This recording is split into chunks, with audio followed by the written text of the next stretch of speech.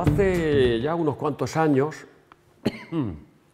un amigo abogado, miembro de un despacho de abogados, que se encargaba de la recepción y del seguimiento de los aspirantes o de los nuevos contratados en el despacho, me decía, no sé si esto sigue siendo una práctica o no de ese despacho o de otros, pero me decía que tenían un expediente piloto para dar a los aspirantes o a los ya contratados como primer asunto, como primer encargo, ¿no? Era un expediente piloto en el que se trataba de, de redactar un borrador de contestación de la demanda en un caso que tenía una trampa. Era una demanda de reclamación de cantidad por responsabilidad contractual, había problemas de interpretación de una cláusula oscura, había problemas de aplicabilidad o la posibilidad de moderar la cláusula penal en un caso de incumplimiento parcial, había un problema de valoración del incumplimiento para ver si era o no resolutorio, le daban el expediente y el chico o la chica se ponía a estudiarlo, ¿no? Lo estudiaba y al cabo de un tiempo presenta su borrador de contestación de la demanda. Lo mira mi amigo, lo lee y le dice, pues está muy bien, has demostrado que sabes buscar jurisprudencia, que sabes manejarte en temas de complejidad, tienes soltura argumentativa, está muy bien, pero si te hubieses fijado en las fechas, quizás te habrías dado cuenta de que la acción ejercitada había prescrito y te habrías ahorrado unas cuantas horas a ti y al despacho, ¿no? Claro, el golpe para el joven o la joven era importante, le producía perplejidad, decepción, porque claro, donde se ponga a ganar un asunto con razones interesantes de argumentación, de interpretación, de conocimiento jurisprudencial, donde se ponga eso, que se quite ganar con un escudo cobarde, entre comillas, como es la prescripción extintiva, ¿no? Bien, pues yo con esta clase voy a intentar ayudaros a los universitarios a superar ese test, ese expediente piloto, hablando de unas cuantas claves de esta figura, entre comillas, injusta y antipática, como es la prescripción extintiva. Injusta y antipática, efectivamente, en nuestra cultura latina así lo parece. Así lo parece, es decir, hombre, ¿cómo que voy a ganar porque ha llegado 4 días tarde? Nosotros no valoramos demasiado eso de llegar tarde. En una cita lo importante es la amistad, no que llegues un cuarto de hora tarde, ¿no? En un pleito lo importante es la justicia y no que el pobre acreedor o su abogado haya tardado 3 días, 5 días, un mes más de lo establecido en la ley para formular la demanda. Se percibe como injusta, se percibe como antipática, por cierto, a diferencia de la usucapión, que se percibe con gran simpatía. El estudiante, cuando se le pone un caso de usucapión, está deseando que el poseedor adquiera la propiedad, mientras si se le pone un caso de prescripción extintiva, por algo será, está deseando que no haya prescrito la deuda. Creo que eso tiene algo cultural que parece que tiene también, o que digamos que ha invadido o que asume el propio Tribunal Supremo. No ya el Código Civil, que posterga la prescripción al final de todo, artículos 1961 y siguiente. Los últimos artículos del Código Civil son los de la prescripción extintiva, sino también el Tribunal Supremo. El Tribunal Supremo una y otra vez nos dice que como la prescripción extintiva no está fundada en términos de estricta justicia, los supuestos dudosos de aplicación de las reglas que la disciplinan habrán de ser objeto de una interpretación restrictiva. Indubio contra praescriptio. Odiosa sunt restringenda. Parece que para el Tribunal Supremo las normas sobre la prescripción entran dentro de la categoría de normas odiosas. Y por eso, en caso de duda, en los supuestos dudosos, dice el Supremo una y otra vez, como no es una institución basada en razones de intrínseca justicia, deberá ser aplicada restrictivamente. En caso de duda, que no prescriba, que no prescriba. Y creo que este estribillo jurisprudencial tan reiterado, creo que nos puede dar pie a hacer una reflexión y al hilo de esta reflexión exponer las líneas generales de la prescripción extintiva y de su fundamento, de su porqué. Las razones que avalan la existencia de esta institución. Desde luego que no está basada los plazos de prescripción en razones de intrínseca justicia. Desde luego que no está para eso, pero es que en el ordenamiento jurídico hay dos tipos de normas, como mínimo, unas que persiguen una justa composición de intereses, que nos ayudan a encontrar una solución adecuada de fondo, y hay otras distintas, reglas técnicas, reglas formales, que nos sirven para organizarnos, que no buscan un arreglo justo de una composición justa de intereses, sino que nos permiten organizarnos, nos delimitan el terreno de juego.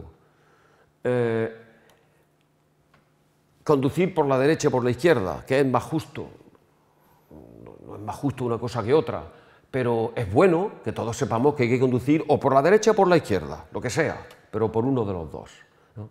Mayoría de edad a los 18 años, es justo que el que tiene 17 años, 364 días, no tenga plena capacidad de obrar y el que tiene 18 sí. Pues no es que sea justo, pero sirve para organizarnos. Y a esta categoría pertenecen sin duda los plazos de la prescripción extintiva. Y esto tiene que tenerse en cuenta a la hora de buscar criterios interpretativos, porque la interpretación de las normas deberá hacerse atendiendo fundamentalmente al espíritu y finalidad de esas normas, no a si son justas o no, sino atendiendo a su espíritu y finalidad. Y por ello es muy importante ver cuál es el espíritu y finalidad, es decir, cuál es el fundamento de la prescripción extintiva. Y mirad, para preguntarnos por el fundamento de una norma o de una institución, no hay mejor camino que el que imaginar que no existiera. Imaginemos que no existen los artículos 1961 y siguientes, que no se ha previsto en el Código Civil nada sobre la prescripción extintiva. ¿Qué ocurriría? ¿Qué ocurriría si se interpone o si se interpone contra nosotros una demanda ejercitando una pretensión muy vieja, muy tardía, de algo que sucedió hace mucho tiempo? Un abogado que llevó un pleito a nuestro padre y que no se lo cobró, nuestro padre se lo debía, yo soy heredero de mi padre y ahora el abogado, mucho tiempo después, me dice, mira, me debes tanto más intereses, ¿no? ¿Cómo reaccionaríamos ante esta demanda? Pues seguro que intentaríamos oponer razones de justicia. Por ejemplo, la doctrina de los actos propios. Hombre, es que si durante tanto tiempo no me lo has cobrado o no has formulado reclamación alguna, yo puedo razonablemente pensar que lo has condonado. Puedo razonablemente pensar que no vas a pedirlo. Es un comportamiento sorpresivo que me deja fuera de juego y me produce un perjuicio. Has sido negligente, no has cuidado adecuadamente de tus intereses. Se puede presumir que habías abandonado esa pretensión, ese crédito. Razones de justicia se esgrimirían. ¿Qué resolvería un juez? Pues es muy azaroso, sería muy azaroso. En algunos casos nos podría dar la razón, en otros muchos diría, ha acreditado que tiene un crédito, usted tiene que pagar. De lo contrario, usted se enriquece y la otra persona se empobrece, ¿no? Por tanto, la solución sería azarosa y esto provocaría una enorme litigiosidad, porque cada vez que no sabemos o que es muy difícil saber cuál va a ser la decisión del juez, esto favorece la existencia del litigio. Pues quizás por eso el legislador pone plazos. Quizás por eso el legislador pone plazos, para, recogiendo esas razones de justicia que podrían esgrimirse ante una demanda o reclamación tardía, atarlos en corto, fijarlos y señalar líneas nítidas que demarcasen un dentro y un fuera, para que no dependa caso por caso de si yo podía razonablemente confiar en que no me iban a demandar ya, si se podía pensar que se había abandonado el derecho. No, en vez de pensar eso, en vez de hurgar sobre si era razonable esperar que ya no te iban a demandar, vamos a ver si se ha cumplido o no el plazo. Ese es el sentido de la existencia de los plazos de prescripción. Sobre un fondo, sobre una necesidad que tiene que ver con la justicia, el establecimiento de un sistema que más bien lo que persigue es la seguridad. La seguridad. La seguridad jurídica para el acreedor. Los plazos le dicen, tranquilo, tienes tiempo. Durante todo este tiempo no te van a decir que si has tardado mucho o has tardado poco. Tranquilo, organiza tu demanda. Tienes todo este tiempo para interponerla. Y seguridad para el deudor. Porque a partir de cierto momento, si ya ha pasado el plazo, ya puedes gastarte el dinero del sobre que tenías guardado para pagar esa deuda. Ese dinero ya puede circular, lo cual, por cierto, es bueno para la economía. La seguridad jurídica que suministran los plazos de prescripción es un factor que influye en el PIB, no lo dudéis, no lo dudéis. Esto me gusta poner la metáfora del tenis. Los plazos de prescripción son las líneas que demarcan el terreno de juego. Demarcan un dentro y un fuera. Y son desagradables. Ese golpe maravilloso que da Nadal con toda la técnica aprendida, con razones de justicia, un golpe súper justo que se va por un poquito, pues da rabia que ese punto se pierda. Da rabia que ese punto se pierda. Dan ganas de decir, hombre, vamos a darle el punto, porque es que ha sido un golpe buenísimo. Vamos a darle el punto. Es decir, vaya, se ha ido un poco. Vamos, tampoco es algo que pueda ser tan determinante, ¿no? Vamos a ser más justos, ¿no? Y sin embargo está el ojo de halcón, que es lo que le da sentido a la línea. El ojo de halcón es lo que le da pleno sentido a la línea. Es que sin líneas rígidas, el tenis es otro deporte, distinto. Mejora mucho, por cierto, el tenis, el ojo de halcón, y en definitiva la línea, ¿no? Ojo de halcón o líneas corredizas. Este es el problema de encontrar un criterio interpretativo para las normas que regulan la prescripción extintiva. ¿Nos vamos a lo rígido, al ojo de halcón, o nos vamos a la justicia? Es decir, bueno, se ha ido un poco la pelota, pero menudo golpe, tenía todo el derecho del mundo a cobrar. ¿Cómo va a ser que por pasarse un poco de tiempo pierda el pleito? Si la interpretación tiene que atender al espíritu y finalidad de las normas, cuando las normas persiguen la seguridad jurídica, probablemente la interpretación tiene que estar pendiente de eso y debe ser rígida, ¿no?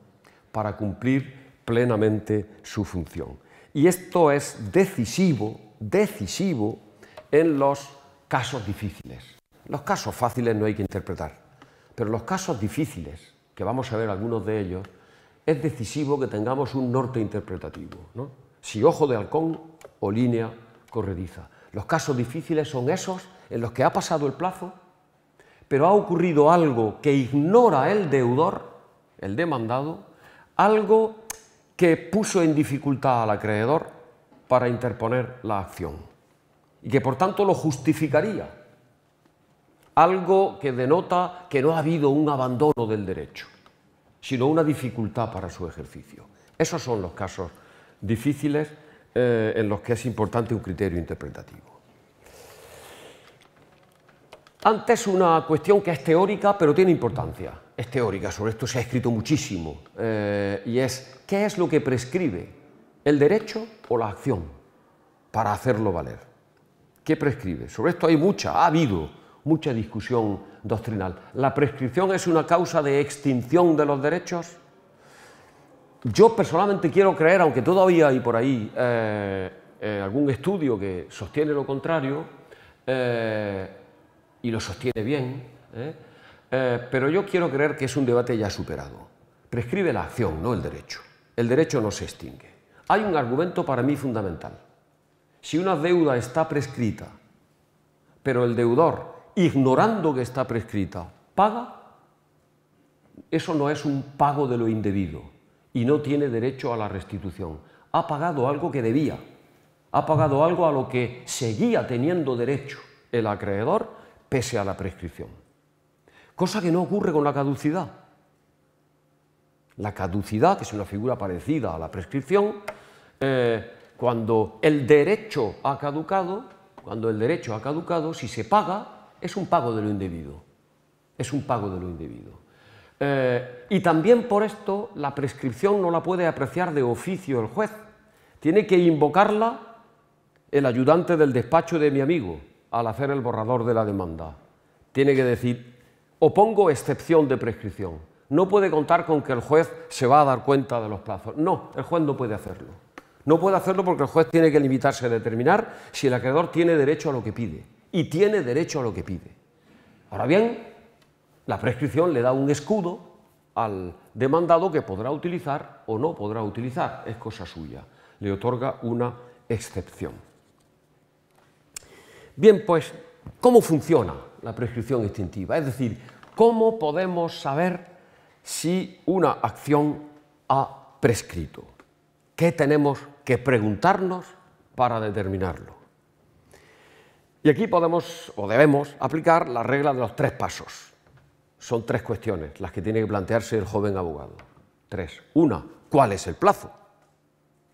El artículo 1961 dice que la prescripción se produce por el mero lapso del plazo fijado por la ley. ¿Cuál es el plazo que fija la ley? ¿Cuál es el plazo? Primera pregunta. Segunda, vale, ya tenemos el plazo, pero ¿desde cuándo? ¿Cuándo comienza a contar ese plazo? El dies a quod. Tercera pregunta, iniciado el plazo, ¿ha ocurrido algo que haya interrumpido o suspendido su cómputo? ¿Algo que permita que se alargue ese plazo? Esas son las 3 preguntas. Imprescindibles las 3, para determinar con seguridad si la acción ha prescrito. ¿Cuál es el plazo? Primera pregunta. Bueno, pues aquí nos encontramos con que no hay un plazo, sino que hay muchísimos. Hay plazos de prescripción de 1 año, de 2 años, de 3 años, de 4 años, de 5 años, de 6 años, de 20 años, de 30 años. Y algunas acciones no tienen plazo ninguno, infinito. Infinito, el infinito. Hay una gran gama de plazos de prescripción. Los determina el legislador, a veces con la ayuda de la jurisprudencia para casos dudosos. Los determina el legislador y lo determina en función de qué acción se trata. Si es una acción real o personal, sobre bienes muebles o sobre bienes inmuebles. Si es una acción personal de este tipo o de este otro. Es decir, lo primero que hay que hacer, y esto no es siempre fácil, es calificar la acción ejercitada. ¿Qué acción, qué naturaleza tiene esta acción? No cómo la llama el demandante, ojo, sino en función de la petición, qué nombre le ponemos, qué nombre legal le ponemos a esta acción. Porque en función de qué acción se trate, el plazo señalado de prescripción será uno o será otro.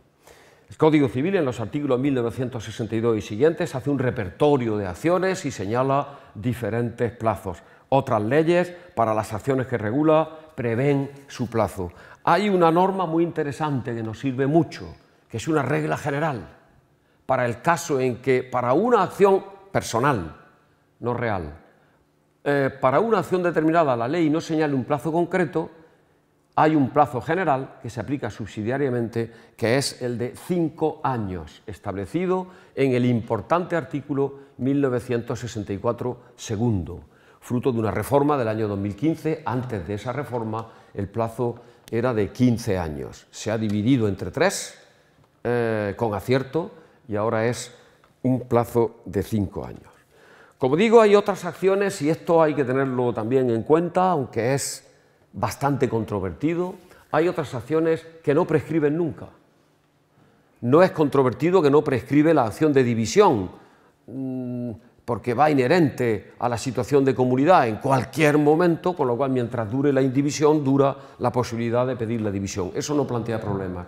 Sí plantean problemas prácticos importantes, la declarada imprescriptibilidad de la acción de nulidad y la recientemente declarada imprescriptibilidad de la indemnización de la responsabilidad civil derivada de delito, que no prescribe, ha dicho el Tribunal Supremo en una sentencia de pleno de 2020, con un voto particular que a mi juicio tiene más razón que el criterio mayoritario del pleno, pero el pleno manda y en adelante, mientras no haya otro pleno o no intervenga el legislador, hay que decir que declarada una responsabilidad civil por sentencia penal, puede pasar todo el tiempo que transcurra, que el condenado a indemnizar, que a lo mejor ya ha salido de la cárcel, ya ha cumplido su pena, ya se ha extinguido la responsabilidad penal,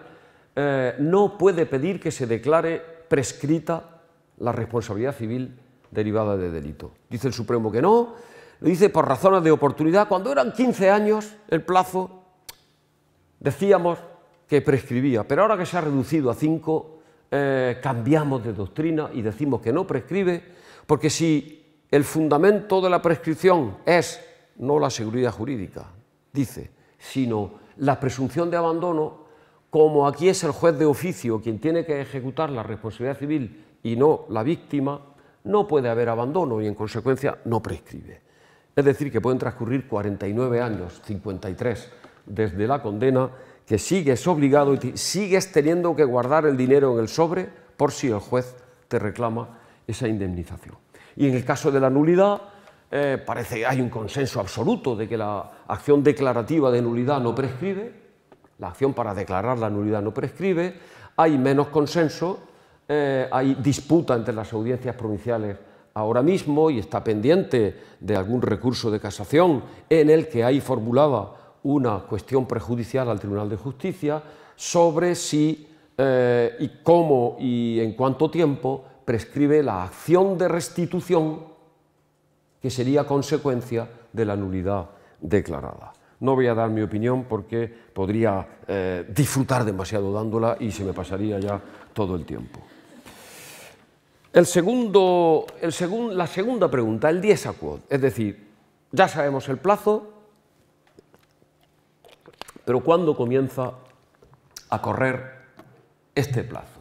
¿Desde cuándo se cuenta el plazo? Sin duda este es el principal problema. Esto es lo que produce más litigios. Esto es lo que nos tiene un poco en vilo porque hay una inestabilidad interpretativa en la jurisprudencia enorme, enorme, incomprensible después de tantos años de convivir con los artículos 1961 y siguientes. Hay una gran inestabilidad interpretativa,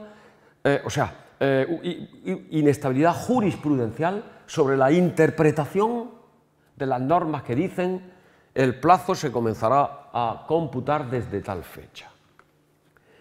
Y esto está provocando una muy elevada tasa de recursos estimados, es decir, de discrepancias entre juzgados, audiencias y Tribunal Supremo. Una tasa demasiado elevada, lo cual creo que se puede calificar como cierto fracaso jurisprudencial que después de tantos años, cuando opongamos la excepción de prescripción y tengamos muy claros cuáles son los hechos, no tengamos claro si al final se nos va a apreciar o no. No lo tengamos claro, ¿no? Lo que significa que la prescripción no cumple satisfactoriamente su función, y es que lo tengamos claro, que podamos gastar el dinero del sobre. Bueno, respecto de a partir de qué momento comienza a contarse el plazo, pues también el legislador lo hace depender de según qué acciones. Pero hay una regla general que sirve de criterio inspirador una regla general que recoge un principio al que debería otorgársele fuerza interpretativa. Es el artículo 1969, según el cual el tiempo para la prescripción de toda clase de acciones, cuando no haya disposición especial que otra cosa determine, es decir, salvo que alguna norma diga otra cosa para una acción determinada, se contará desde el día en que pudieron ejercitarse. Desde el día en que pudieron ejercitarse. Mientras no se pueda ejercitar una acción, no empieza el plazo de 1, 2, 3, 4, 5 años, el que sea. Una vez que puede ejercitarse, arranca el plazo. ¿Pero qué significa pudieron ejercitarse? ¿Que le fuera fácil al acreedor? ¿Que no tuviera dificultades subjetivas, por ejemplo, por no saber contra quién dirigir la demanda, por no tener claros los elementos, por no estar seguro de si tiene derecho o no a lo que pide, etcétera, o que objetivamente hayan concurrido ya todos los elementos que permitirían el éxito de la acción? ¿Cómo hay que interpretar? Pudieron ejercitarse, ¿no? Objetivamente, es decir, no hay impedimento técnico para que se pueda interponer esta demanda con éxito, o subjetivamente. Esta persona no está, como dice el Tribunal Supremo, en plena aptitud para litigar, porque le faltan elementos fácticos, o ignora algunas circunstancias que le impiden interponer la demanda. Es una gran pregunta. La primera respuesta nos ofrece seguridad. La segunda respuesta nos ofrece menos seguridad, pero está mirando de reojo a la justicia. Es decir, está dispuesta a correr un poco la línea del campo de tenis, ¿no? A no utilizar el ojo de halcón. Y es realmente complicado, y aquí es donde más discrepancia jurisprudencial hay. Esto además se complica porque hay otras dos grandes reglas, hay otras muchas más concretas que presentan menos problemas, pero hay otras dos grandes reglas sobre el dies a quod que dan mucho la lata. Uno es el dies a quo, es decir, el arranque del plazo para las acciones indemnizatorias por responsabilidad extracontractual, que en el 1968, en su último inciso, dice que la acción para exigir la responsabilidad civil por las obligaciones derivadas de la culpa o negligencia, de que se trata en el 1902, comenzará, es un plazo de un año, comenzará desde que lo supo el agraviado, no desde que pudo objetivamente interponerse la demanda, sino desde que lo supo el agraviado. Es claro que aquí el legislador, seguramente por la brevedad del plazo de responsabilidad extracontractual y porque, como dirían en mi pueblo, tiene más delito negarle la acción a la víctima de un daño con culpa o negligencia, tiene más delito que en otros casos, negociales, etc., el legislador aquí sí que deliberadamente opta por un criterio que tiene un componente subjetivo, desde que lo supo el agraviado, es decir, desde que el agraviado está en condiciones de conocer la magnitud del daño que ha sufrido y quién es el responsable. ¿Quién es el responsable? Bueno, quién es el responsable, esto es más discutible si es necesario exigir que lo sepa o no, pero en definitiva desde que supo que ha sufrido un daño, esto sí, y qué daño ha sufrido. Hay otra gran regla que se parece mucho a la del 1969 y sobre la que no se ha reflexionado demasiado, pero es la última, es la de la reforma de 2015 sobre el 1964, ese plazo general de prescripción para las acciones personales, que lo bajó de 15 a 5. ¿5 años desde cuándo? Desde que se incumple el contrato, desde que lo sabe el acreedor, desde que está en plena actitud para litigar, ¿desde cuándo? ¿Qué dice el 1964? Pues dice que ese plazo de 5 años se cuenta desde que pueda exigirse el cumplimiento de la obligación. Aquí hay un matiz muy importante sobre el que yo creo que no se ha reflexionado lo suficiente. No es lo mismo desde que pudo ejercitarse, esto se puede interpretar objetiva o subjetivamente, que pudo él o que alguien podría, a desde que pueda exigirse el cumplimiento de la obligación. Pueda exigirse es que sea exigible. Que sea exigible. Que sea una obligación líquida y exigible. A partir de ese momento, 5 años. Y no cuentan otro tipo de circunstancias o factores a tener en cuenta. Pero en fin, ya digo que sobre este punto hay unas enormes tensiones interpretativas y hay mucha discrepancia entre los tribunales. Podemos ilustrarlo con un par de ejemplos, algunos de ellos muy significativos. Uno que parece pensado para la ocasión, parece que es un caso fabricado para explicarlo en mi mejor clase sobre prescripción extintiva.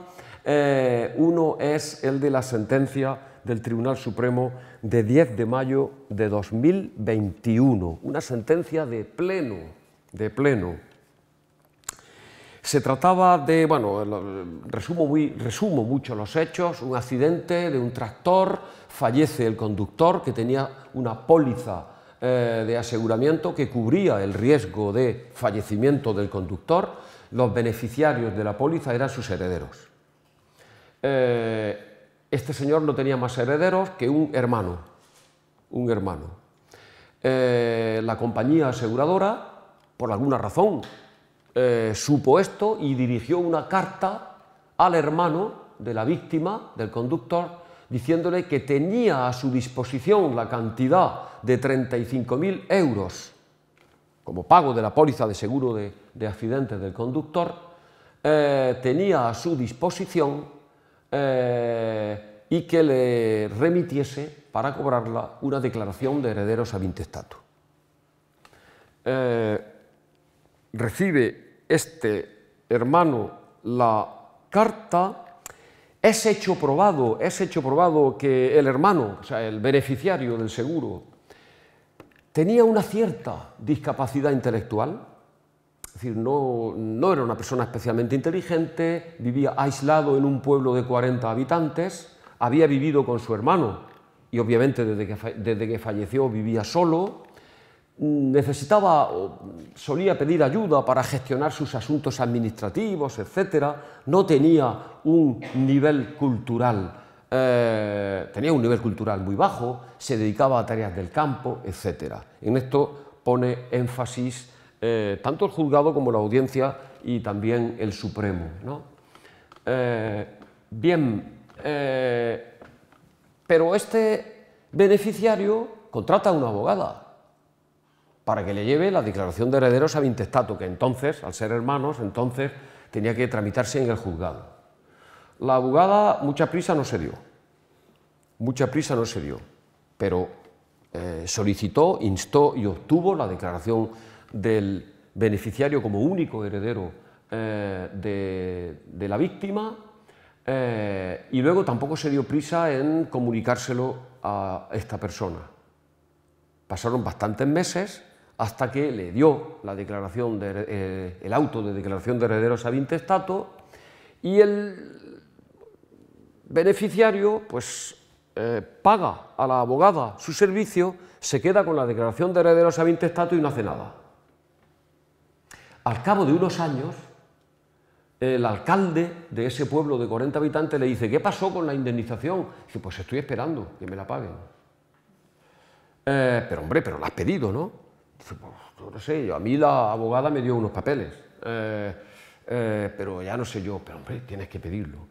Interpone una reclamación, formula una reclamación contra la aseguradora, asesorada con otro abogado, cuando ya habían pasado más de 5 años desde que le ofreció el pago la aseguradora, más de 5 años, que es el plazo de prescripción para las acciones derivadas del contrato de seguro cuando son seguros personales, habían pasado más de 5 años desde que se le ofreció el pago y también habían pasado más de 5 años desde el auto de declaración de herederos ab intestato. Pero no habían pasado 5 años desde que la abogada se lo entregó a esta persona. El juzgado de primera instancia y la audiencia dijeron: lo sentimos mucho, nos duele, pero la acción ha prescrito. La acción ha prescrito. La compañía de seguros tenía derecho a cerrar el expediente. A cerrar el expediente. La acción ha prescrito. Porque la acción pudo ejercitarse al menos desde que había sido declarado heredero único. Y la tardanza de la abogada, esas son circunstancias que no pueden afectar a la prescripción. Recurso de casación y el Tribunal Supremo casa la sentencia. La prescripción no está basada en razones inherentes de justicia, debe aplicarse en los casos difíciles restrictivamente y en este caso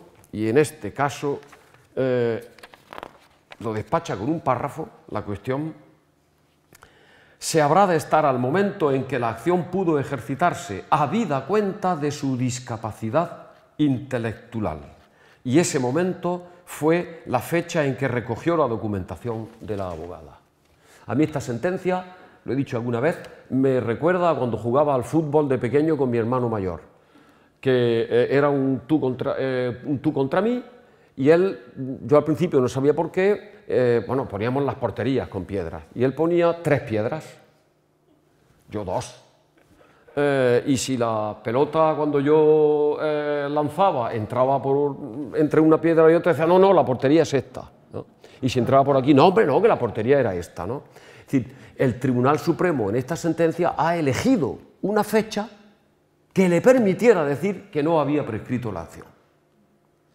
Está claro, está claro. Y yo me alegro mucho por el demandante, me alegro mucho por él, es justo. Como me alegraría si en un golpe de Federer que le da fuerte y liftada y se va por muy poquito, el árbitro no se da cuenta y dice dentro. Me alegraría, pero esto, digamos, genera inseguridad en el sentido de que a partir de ahora las compañías de seguros, para cerrar el expediente, tendrán que investigar si la persona tiene deficiencia intelectual, si vive sola, si no se ha enterado, etcétera. Mientras no esté segura, no puede archivar la carpeta. No puede gastarse el dinero del sobre para pagar la deuda. ¿Algún otro caso? Todavía tengo tiempo para exponer algún caso más. En materia de responsabilidad extracontractual, que ya digo que aquí el dies a quo es otro, no es desde que pudo ejercitarse la acción, sino que es desde que lo supo el agraviado. Y aquí el Tribunal Supremo ha desarrollado 2 líneas interpretativas, una a mi juicio magnífica, otra un poco más discutible, en mi opinión. La magnífica es que mientras no se conozca por la víctima o no esté en condiciones de conocer, empleando una debida diligencia, el alcance total del daño sufrido, no arranca el plazo de 1 año. El alcance total. Esto se aplica a diario con las secuelas derivadas de un accidente de tráfico. Hasta el alta médica con estabilización de lesiones, es decir, usted ha quedado con una limitación de movilidad de los dedos de tanto y esto ya no se va a curar. Sí, hombre, se puede mejorar un poquito, pero ya esto se ha quedado estabilizado. Hasta ese momento, aunque hayan pasado 4 años desde el accidente, hasta ese momento no arranca el plazo de 1 año, ¿no? Otra línea jurisprudencial, creo que un poco más discutible, es no arranca el plazo mientras la víctima no sabe quién es el responsable. Y no son pocos casos en los que el Supremo casa sentencias en las que la audiencia había apreciado prescripción porque la acción se había dirigido contra quien no era el responsable y en el transcurso de ese procedimiento administrativo o judicial descubre que es otro y entonces interpone la demanda contra el verdadero responsable cuando ya había pasado más de 1 año desde que supo el daño que había sufrido, ¿no? Y en los casos que he visto, sistemáticamente las audiencias dan por prescrito, utilizando otra doctrina del Supremo según la cual hombre, si en casos de solidaridad impropia, si en casos en que hay dos responsables en los que uno no deba responder por el otro, si la reclamación contra uno no interrumpe la prescripción respecto del otro, pues tampoco cuando ni siquiera hay solidaridad impropia. Pues invocando esa doctrina, sistemáticamente, las sentencias que he visto, las audiencias dicen ha prescrito, y sistemáticamente el Supremo dice, mientras no se enteró de quién era el responsable, no tenía plena aptitud para litigar, con lo cual no arranca el plazo. Me alegro por la víctima, pero en adelante, quien haya causado un daño y ha pasado mucho tiempo, pues para saber si puede gastarse el dinero del sobre, tendrá que investigar si la víctima supo o no supo, tendrá que saber que ha hecho daño, tendrá que investigar si la víctima supo o no supo, etc. Y esto produce grietas importantes en la entereza de la prescripción, grietas en la seguridad jurídica, hace más difícil confiar en la prescripción, estar seguro de que por haber pasado el plazo y no tener noticia de algo que lo haya interrumpido, vaya a aplicarse o no la prescripción. La última pregunta que hay que hacerse de aquellas tres, primera, ¿cuál es el plazo? Segunda, ¿desde cuándo comienza ese plazo? La última era determinar si desde el inicio del plazo ha sucedido algo que haya provocado la interrupción o la suspensión del mismo, alargándolo. Aquí está el artículo 1973, que es una singularidad del derecho español, que permite que no solo por una reclamación judicial, sino también por una reclamación extrajudicial, se interrumpa el plazo de prescripción. Se interrumpa el plazo de prescripción no es que se ponga entre paréntesis por un tiempo, esa es la suspensión.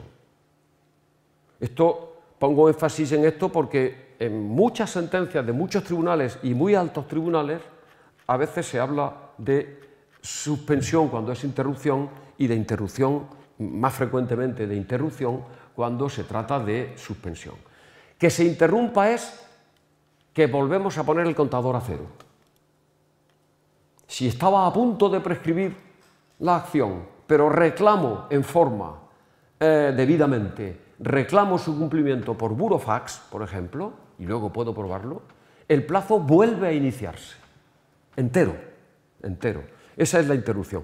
Es una singularidad del derecho español, una singularidad de la que no sé si tenemos que estar orgullosos, es decir, provoca también disfunciones, como por ejemplo el reiterado requerimiento del cobrador del FRAC que cada 9 de noviembre, en vez de un ramito de violetas, nos manda un requerimiento para pagar, sin que finalmente vaya al juzgado a reclamarnos la deuda, ¿no?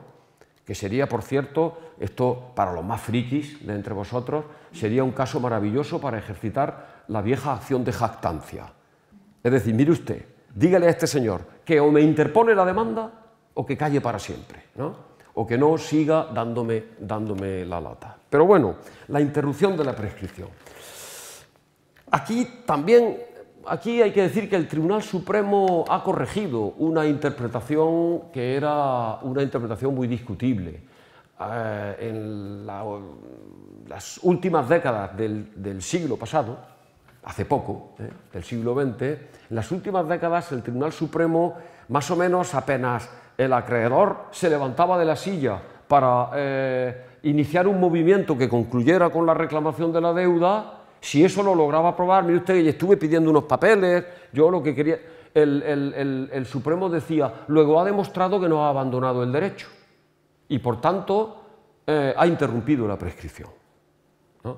Estoy exagerando, pero desde luego sí ha llegado a decir que aunque no llegara al deudor la notificación porque el notario se equivoca o porque Correo se equivoca, que lo que está claro es que el acreedor no ha abandonado su derecho, ¿no? Y por tanto lo siento mucho por el deudor, para el que pasó el plazo sin que nadie le reclamara el cumplimiento, lo siento mucho, la prescripción se ha interrumpido. Esto ya lo ha corregido el Supremo. ya lo ha corregido. Para que interrumpa una reclamación extrajudicial el plazo de prescripción, tiene que dirigirse regularmente, correctamente, al deudor. Tiene que llegar a su ámbito, que lo conozca o que no pueda desconocerlo empleando una diligencia o por causa que no sea imputable a él. En fin, como digo, y ya concluyo, porque me queda un minuto, como digo, pues hay una cierta inestabilidad interpretativa que mina el sentido y la función práctica de la prescripción. Esto se puede considerar, creo, a estas alturas, un fracaso jurisprudencial, y me parece que en situaciones así, cuando no es algo coyuntural, porque es que llevamos más de un siglo con esta institución en el Código Civil, casi siglo y medio, esto creo que llama al legislador a intervenir, como han hecho en otros muchos países. La regulación de la prescripción es anacrónica, la jurisprudencia es desordenada. Mire usted, intervenga, regule de nuevo la prescripción. Y hay una manera, 30 segundos, hay una manera que puede conciliar esas últimas razones de justicia con el ojo de halcón de la seguridad jurídica del plazo, que es prever unos plazos cortos de prescripción, interrumpibles, flexibles, en los que quepa ponderar la dificultad subjetiva o la imposibilidad subjetiva del acreedor para interponer la acción, cortos y flexibles, pero envueltos en un plazo de caducidad rígido y un poco más largo. Rígido, ese sí, con ojo de halcón. Eso suministra seguridad y al mismo tiempo tiene una suficiente flexibilidad. Este es el modelo de textos europeos, el modelo de la regulación de la prescripción en el derecho civil de Cataluña, en derecho comparado, en un proyecto un anteproyecto doctrinal de reforma del Código Civil español, que lleva tiempo por ahí dando vueltas. Ese es el modelo y a él deberíamos seguir. En fin, el legislador está en mora, se está retrasando mucho. Ojalá haya servido esta clase para interrumpir el plazo para exigirle una reforma de la prescripción. Gracias.